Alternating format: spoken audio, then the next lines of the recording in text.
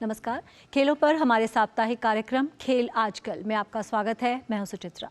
खेल आजकल में हम बात करेंगे विशाखापट्टनम टेस्ट की, जहां भारत ने इंग्लैंड के सामने जीत के लिए 399 रन का लक्ष्य रखा है। फॉर्मूला 1 में इस सप्ताह हलचल मच गई जब हैमिल्टन ने ऐलान कर दिया कि वे मर्सिडीज को छोड़कर फेरारी से जुड़ने जा रहे हैं। नजर डालेंगे फुटबॉल से जुड़ी खबरों पर भी। तो आइए शुरुआत करते हैं खेल आजकल की।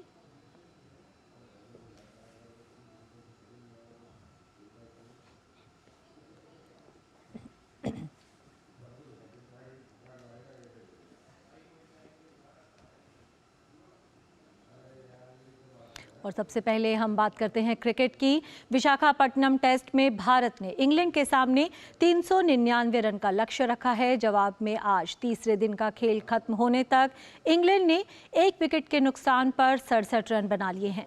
बेन डकेट 28 रन बनाकर अश्विन की गेंद पर आउट हुए। इंग्लैंड को जीतने के लिए अभी भी 332 रन बनाने हैं और उसके हाथ में 9 विकेट हैं। इससे पहले अपनी दूसरी पारी में भारतीय टीम 255 रन बनाकर आउट हुई। आज सुबह भारत को शुरुआती झटके लगे। दोनों सलामी बल्लेबाज यशस्वी जायसवाल और रोहित शर्मा जल्दी ही पवेलियन लौट गए। यशस्वी ने 17 और रोहित ने 13 रन बनाए। इसके बाद श्रेयस अय्यर और शुभमन गिल ने पारी को संभाला और तेजी से रन बनाए। श्रेयस 29 रन बनाकर आउट हुए, वहीं शुभमन गिल ने अपना शतक पूरा किया। शुभमन गिल 104 रन बनाकर आउट हुए। अक्षर पटेल ने 45 और आर अश्विन ने 29 रन की पारी खेली। इंग्लैंड की ओर से टॉम हार्टले ने 4 विकेट लिए। भारत ने अंडर 19 विश्व कप के सेमीफाइनल में जगह बना ली है। भारत ने आईसीसी अंडर 19 विश्व कप के ग्रुप 1 के अपने आखिरी सुपर 6 मैच में नेपाल को 132 रन से शिकस्त देकर सेमीफाइनल में स्थान बनाया। भारत ने पहले बल्लेबाजी करते हुए उदय सहारन और सचिन दास के शतकों के चलते निर्धारित 50 ओवर में 5 विकेट पर 297 रन बनाए। जवाब में नेपाल की टीम 50 ओवर में 9 विकेट खोकर 165 रन ही बना पाई और ये मैच हार गई। भारत के लिए सौमी पांडे ने 4 और अर्शिन ने 2 विकेट लिए। उदय सहारन ने 100 और सचिन दास ने 116 रन की पारी खेली। अब मंगलवार को भारत का सामना सेमीफाइनल में दक्षिण अफ्रीका से होगा।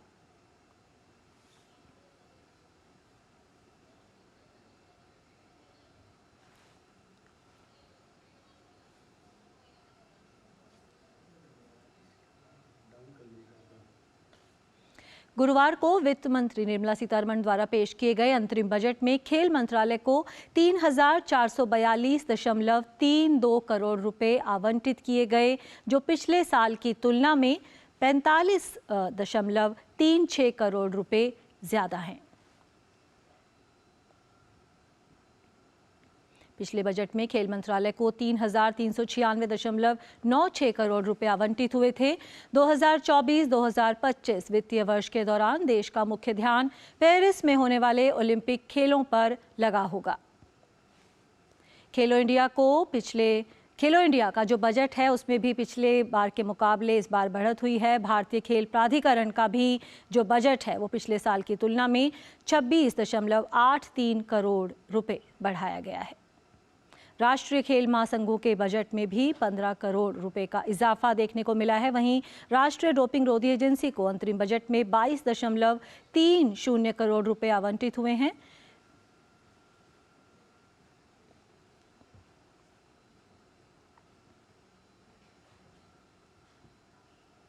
प्रधानमंत्री नरेंद्र मोदी ने पाली में आयोजित सांसद खेल महाकुंभ को वीडियो कॉन्फ्रेंसिंग के जरिए संबोधित किया। उन्होंने कहा कि सांसद खेल महाकुंभ में खिलाड़ियों में उत्साह, आत्मविश्वास नजर आ रहा है। आज खेलों के लिए सरकार का भी वही जज्बा है जो मैदान में खिलाड़ियों का होता है। सांसद खेल महाकुंभ, उसमें जो उत्साह दिख रहा है, ये जो आत्मविश्वास नजर आ रहा है, आज हर खिलाड़ी की, हर युवा की पहचान ये उत्साह, ये उमंग, ये जोश बन चुका है।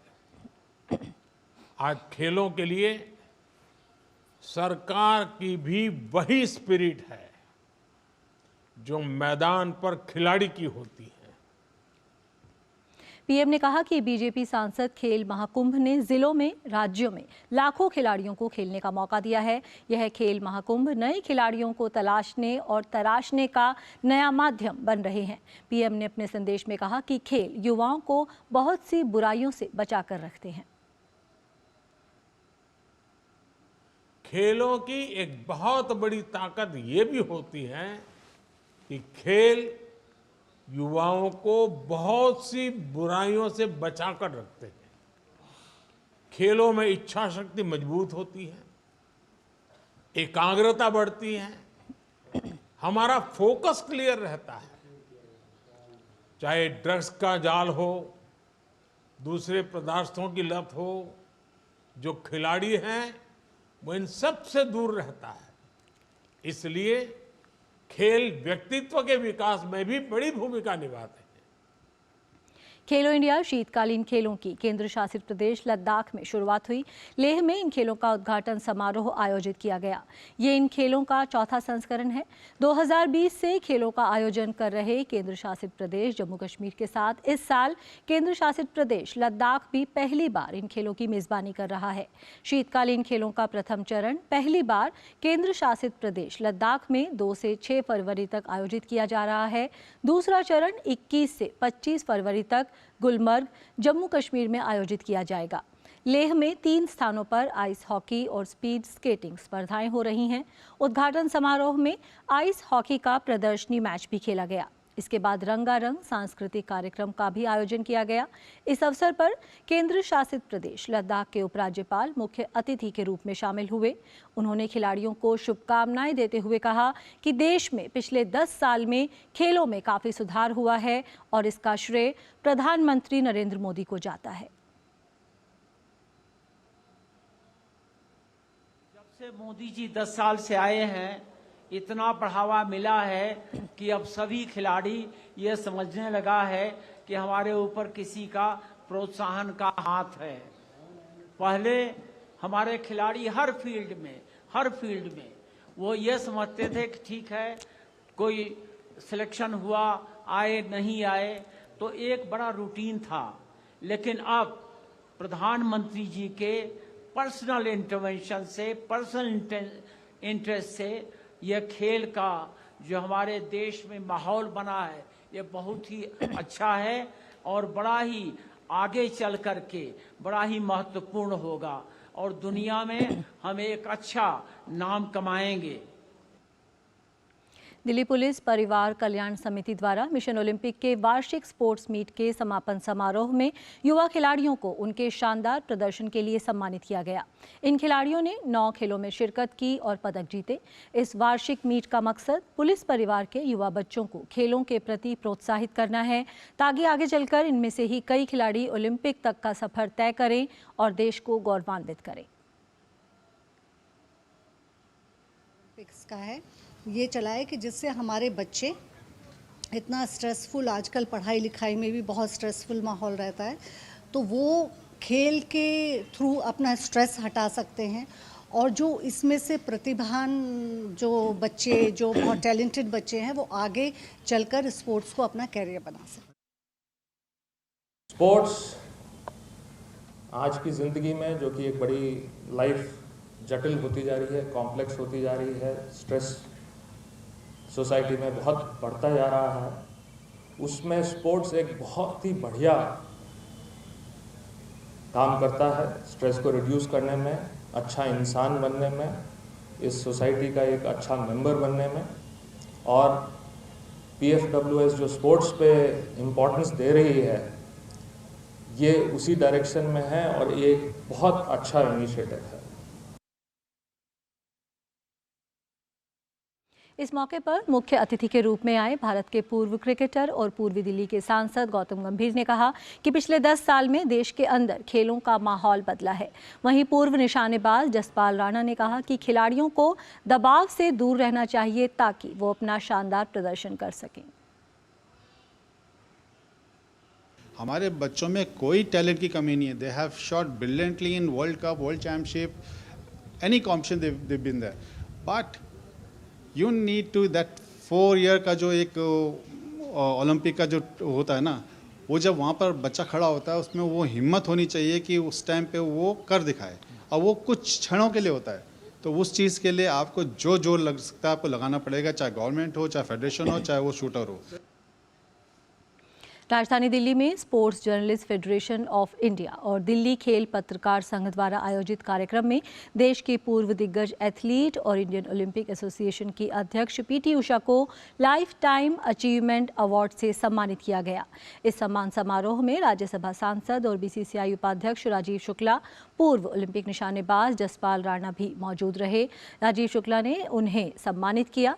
एसजेएफआई द्वारा दिए जाने वाला ये 5वां लाइफ टाइम अचीवमेंट अवार्ड है, जो कि पीटी उषा को उनकी महान उपलब्धियों के लिए दिया गया है। इससे पहले पूर्व टेनिस दिग्गज विजय अमृतराज, महान बैडमिंटन खिलाड़ी रहे प्रकाश पादुकोण, पूर्व क्रिकेटर सुनील गावस्कर और पूर्व दिग्गज एथलीट मिल्खा सिंह को इस अवार्ड से सम्मानित किया जा चुका है। पीटी उषा ने अपने शानदार करियर में 103 अंतर्राष्ट्रीय पदक जीते हैं और देश को गौरवान्वित किया है। इस मौके पर पीटी उषा ने कहा कि आगामी पेरिस ओलंपिक के लिए आईओए ने तैयारियां पूरी कर ली हैं और इस बार के ओलंपिक में हमारे खिलाड़ी शानदार प्रदर्शन करेंगे। I was not at all expected because my performance is from 1977 to 2000 and still people are remembering my achievements. So I'm happy that you have selected for me for the Lifetime Achievement Award. We are in our side, we are doing in a very good way. This time we wanted everything much before the preparation for the players, like their kit and ceremonial kit and their running kits and their accommodation things, and for India house setup and their physio and mentally for psychologist thing and all we are doing it. वहीं PT Usha को सम्मानित करने वाले राज्यसभा सांसद और BCCI उपाध्यक्ष राजीव शुक्ला और पूर्व निशानेबाज जसपाल राणा भी इस अवसर पर प्रसन्न दिखे। के पास एथलीट्स के पास बिल्कुल सुविधाएं नहीं थी, तो एक संघर्षपूर्ण जीवन से वो निकल के आई थी और घर घर में पीटी उषा का नाम हो गया था। अब वो हमारे साथ राज्यसभा में भी है, वहाँ भी अच्छा परफॉर्म कर रही हैं। ओलंपिक एसोसिएशन की चेयरपर्सन है, वहाँ भी उनकी एक बहुत बड़ी जिम्मेदारी दी गई है। तो मुझे लगता है कि एक हाउस होल्ड नेम है पीटी उषा, जिसको सब युवाओं के लिए एक प्रेरणा बन सकती हैं। इसलिए जो स्पोर्ट्स फेडरेशन ने और दिल्ली स्पोर्ट्स जर्नलिस्ट ने जिस तरह उनको सम्मानित किया है, मुझे लगता है बहुत अच्छा काम किया है। तो आज हमारे जो बच्चे हैं, हर कोई नया बच्चा आज 15, 16, 17 साल का कोई भी बच्चा निकल के आता है और वर्ल्ड का स्कोर मारने लगता है, क्योंकि उसको पता है कि अपनी कंट्री में ही फर्स्ट आने के लिए, नेशनल चैंपियनशिप में फर्स्ट आने के लिए आपको ओलंपिक और एशियन लेवल के स्कोर मारने पड़ेंगे। तो जब वो स्कोर मार के टीम में आ रहा है तो ऑब्वियसली वो बच्चा किसी भी कॉम्पिटिशन में अगर वो अपना नॉर्मल बेस्ट भी करता है तो मेडल प्रॉस्पेक्ट बन जाता है। अब वही ओलंपिक में है, ओलंपिक के स्कोर आप देखेंगे बहुत कम होते हैं, लेकिन ओलंपिक का प्रेशर लेना, उस चीज़ को एग्जीक्यूट करना, उस परफॉर्मेंस का एग्जीक्यूट करना, वो हमारे लिए चैलेंज है, वो हमारे लिए एक टास्क है। एशियन लेजेंड्स लीग के पहले सीजन का ऐलान हो गया है। लीग कमिश्नर चेतन शर्मा का कहना है कि इसे लेकर तैयारियां पूरी हो चुकी हैं। टूर्नामेंट का आयोजन 13 से 21 मार्च के बीच होगा, जिसमें भारत सहित श्रीलंका, बांग्लादेश, पाकिस्तान और अफगानिस्तान की टीमें हिस्सा लेंगी। हमारे साथ है एशियन लीजेंड लीग के कमिश्नर चेतन शर्मा जी, इनसे बात करेंगे। सर, इस लीग का ख्याल कहाँ से आया और किस तरीके से आपने ये प्लान किया इसको शुरू करने के लिए? देखिए, सबसे बड़ी बात है कि मैं काफ़ी प्लेयर्स से मिला और सब प्लेयर्स का ये है कि फ्रेंचाइजी में खेल रहे हैं, इतनी लीग्स आसपास हो रही है, क्यों ना ऐसी लीग खेली जाए जहाँ पर मतलब कंट्री का नाम आए।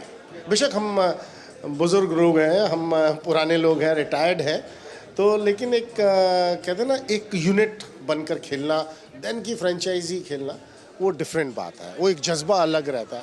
तो इसके ऊपर ये ख्याल आया कि क्यों ना हम लोग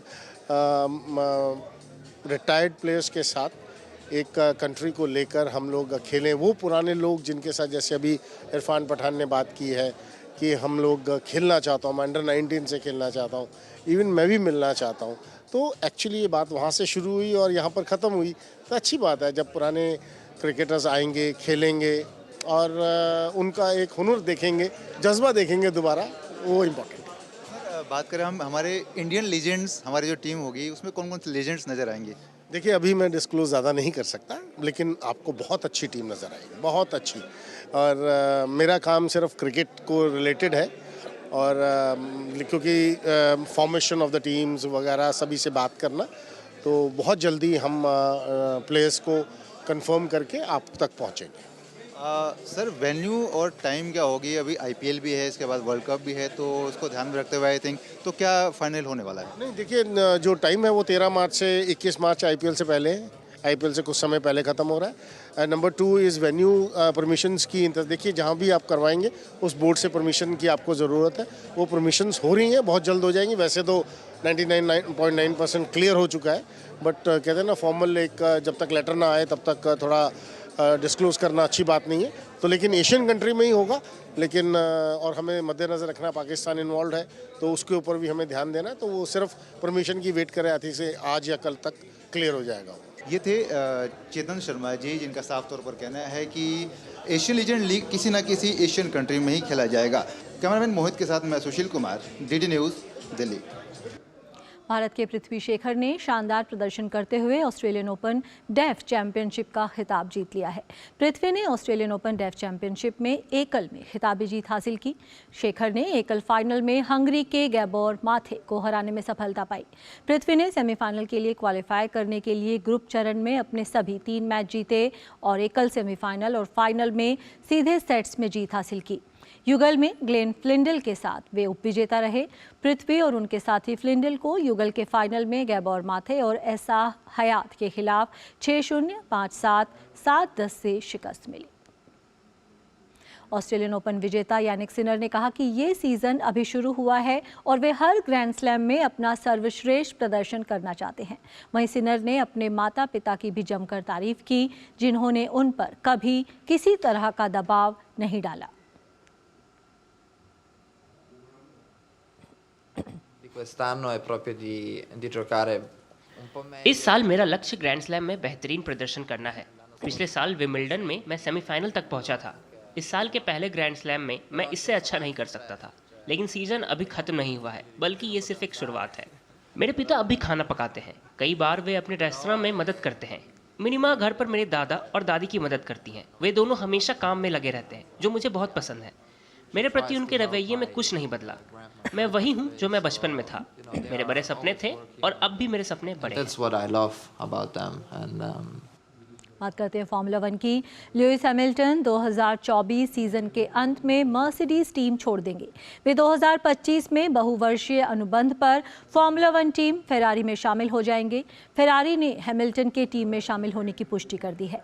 7 बार के फॉर्मूला 1 विश्व चैंपियन हैमिल्टन सीजन के अंत में मर्सिडीज को छोड़ेंगे।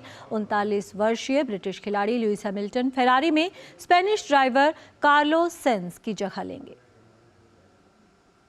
के फॉर्मूला 1 चैंपियन लुइस हैमिल्टन 2025 में मर्सिडीज की बजाय फेरारी के लिए कार चलाते हुए दिखाई देंगे। हैमिल्टन ने फेरारी के साथ जुड़ने का फैसला किया है।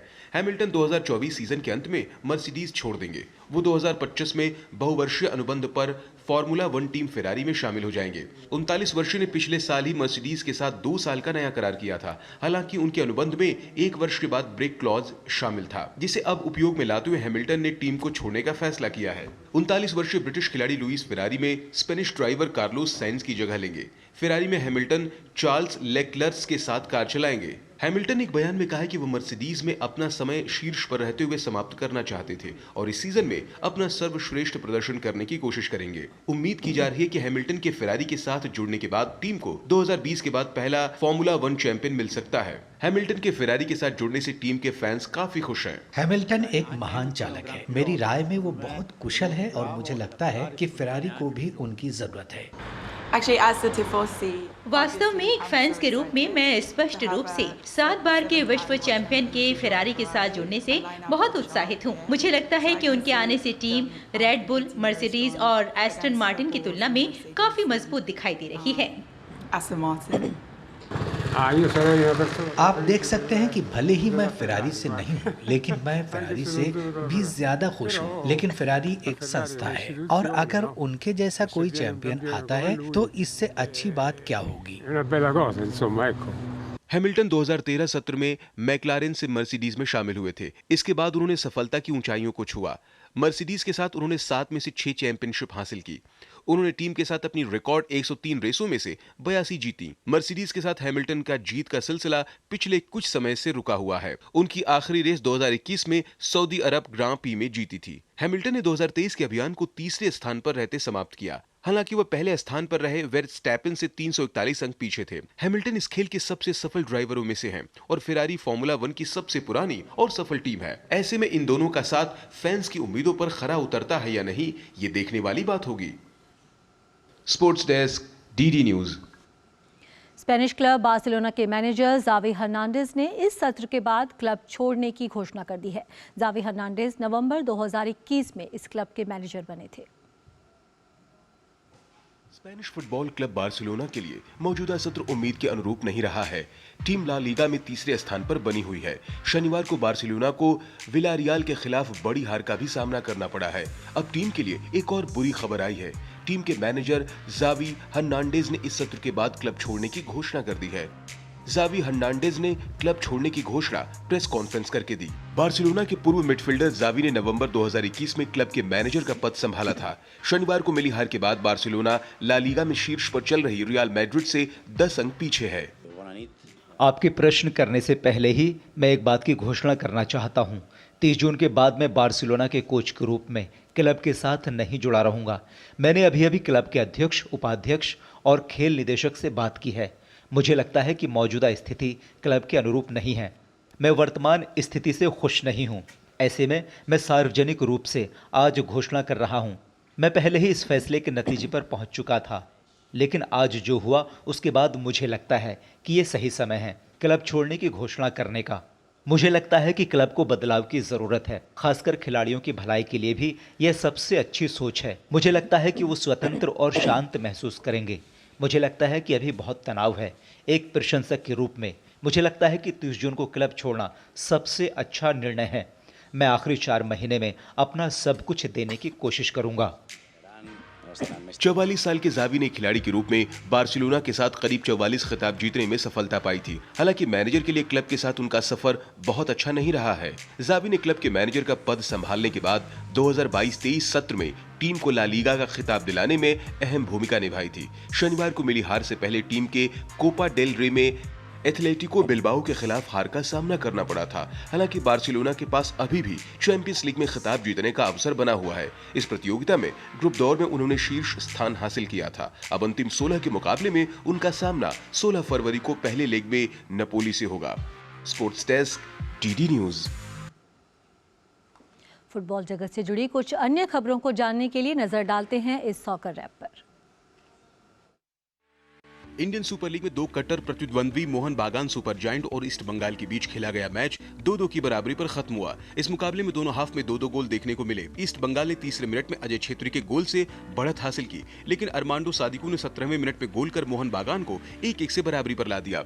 ब्राजील के क्लेटन सिल्वा ने 55वें मिनट में पेनाल्टी से गोल कर ईस्ट बंगाल को फिर 2-1 से बढ़त दिलाई, पर दिमित्री पेत्राटोस ने 87वें मिनट में मोहन बागान को बराबरी पर लाकर मैच ड्रॉ कराया।